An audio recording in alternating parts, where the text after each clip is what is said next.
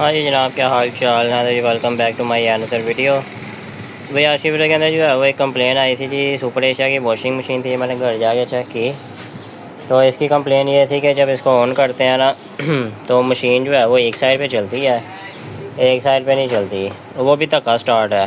लेकिन जब मैंने जाके चेक की थी ना तब ये दोनों साइडों पे नहीं थी चल रही।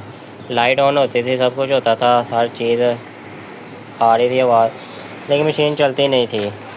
तो सबसे पहले जो है वो तरीका होता है मशीन को चेक करने का कि ये हम पैनल को रिमूव करके डायरेक्ट जो सप्लाई होती है ना हम मोटर को वो लगा के हम मोटर चेक करते हैं।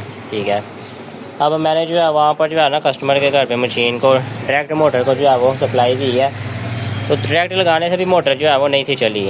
ठीक है, तो डायरेक्ट चलाने से ना चले तो इसका मतलब होता है जी कि मोटर के अंदर कोई फॉल्ट आया हुआ है। ठीक है, 90% इस तरह के होते हैं सीन कि मोटर ख़राब हुई हो या स्पार्क हो गई हो या कुछ और होता है। ठीक है, मैंने कस्टमर को कह दिया कि भाई ये जी मोटर की आपकी जो है ना फॉल्ट है, वाइंडिंग ख़राब हो गई है, वाइंडिंग होएगी। उन्होंने कहा ठीक है जी आप उतार के तो ले जाओ।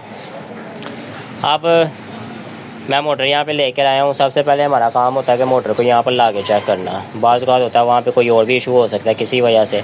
यहाँ पर ला के जैसे मोटर को मैंने कैपेसिटर लगाने से पहले मैंने उसकी वाइंडिंग चेक किया, वाइंडिंग ओके थी, यहाँ पर दोनों साइडें शो हो रही थी। जबकि मैंने वहाँ पर जब टेस्ट किया था ना वहाँ पर एक साइड जो है वो कैपेसिटर की शो नहीं थी हो रही मीटर के ऊपर। तो बहरहाल यहाँ पे मोटर चेक की तो हमारी मोटर ओके थी। ठीक है, अब इसकी वाइंडिंग इसका मतलब है बिल्कुल ओके थी। अब मैंने कस्टमर को वाइंडिंग का कहा हुआ था, पैसे भी बताए हुए थे, लेकिन अब वाइंडिंग का इशू नहीं था। ठीक है, अगर मैं इसको ज़बरदस्ती वाइंड करवाऊँ तो तब भी जो है वो नुकसान है कस्टमर का। तो मैं नहीं करवाता, मैं इसको 2 दिन अपने पास रख के वापस लगा आता हूँ। तो वहाँ पर जाके फिर नहीं थी चलनी और फॉल्ट वहाँ पे कोई और निकलना था। ठीक है, तो कस्टमर ने कहना था ये जी आपने ज़बरदस्ती जो है वो उसको वाइंडिंग करवाया, पता नहीं करवाया भी है कि नहीं करवाया, फिर वो 2 नंबरी वाला काम हो जाना था। अच्छा, तो मैंने यहाँ पर टाइम वेस्ट किया बगैर जो है ना मैंने उसको कस्टमर की तरफ दोबारा गया हूँ, उसका पैनल उतार कर लेकर आया हूँ।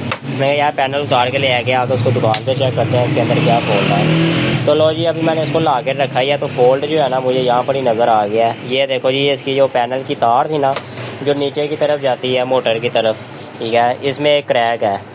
ये सबसे पहला क्रैक ये नज़र आया।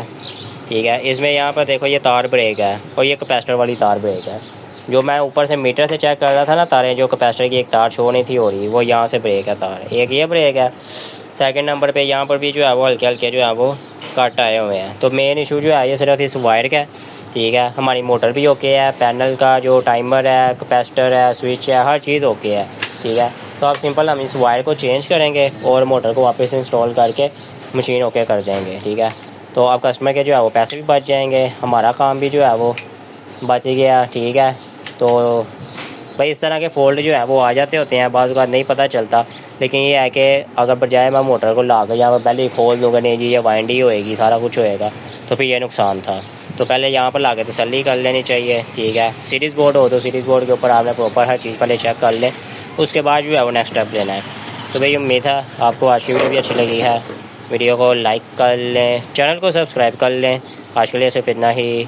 अल्लाह हाफिज़, गुड बाय।